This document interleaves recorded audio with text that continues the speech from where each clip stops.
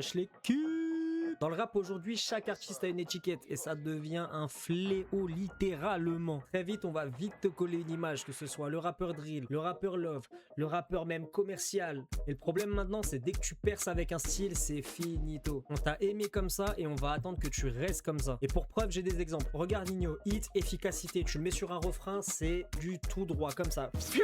Oh là là, je suis en mode avion. Paye cash, on va se déplacer.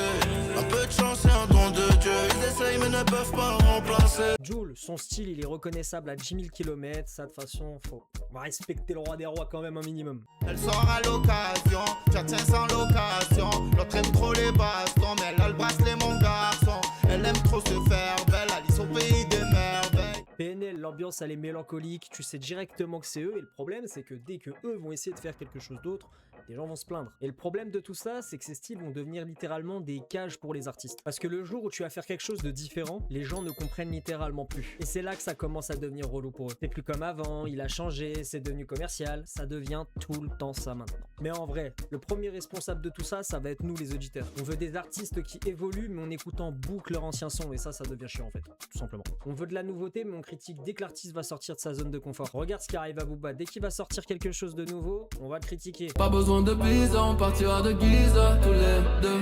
Emmène-moi au succès, ou bien n'importe où. Ou même SCH hein. Les gros illégaux, RS6 kilos de coq au port autonome.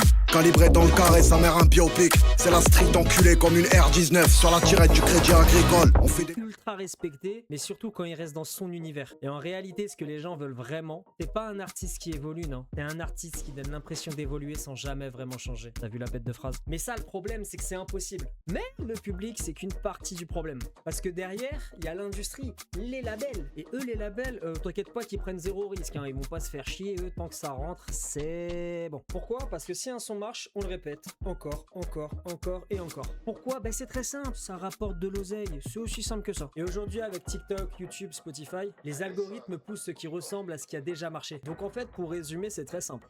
Moins de prise de risque, plus de formatage et beaucoup plus de répétition. Le rap à la base c'était de la créativité. Aujourd'hui c'est devenu une formule que t'as juste à respecter et à suivre à la lettre. Mais heureusement il y en a qui essayent de casser ça. Par exemple t'as Laylo qui s'est construit un univers bien à lui et qui est en constante évolution.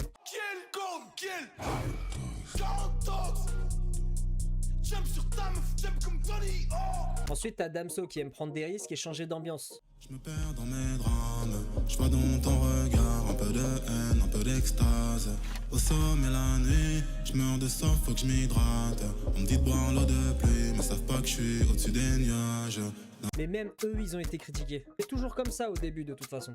Dès qu'un artiste change, ça commence à déranger un peu tout le monde. Mais au final, c'est justement ça qui crée les magnifiques carrières. Au final, le problème, c'est pas les rappeurs, c'est les attentes qu'on met sur eux. On veut qu'ils soient les mêmes mais différents, qu'ils innovent sans nous perturber. Mais un artiste, c'est censé évoluer, c'est censé surprendre, sinon c'est plus de l'art. Alors maintenant, dis-moi, tu préfères un rappeur qui change ou qui reste le même toute sa carrière? Sur ce, je te fais des bisous, j'ai bien aimé faire cette vidéo là, c'était rigolo, c'était sympa à écrire, enfin bref, je te fais le blabla de tout ce que font les youtubeurs maintenant. Tu peux me suivre sur les réseaux TikTok, YouTube, Insta, tout ça, Ivarginho, IVRDINHO, tu sais ce qu'il te reste à faire.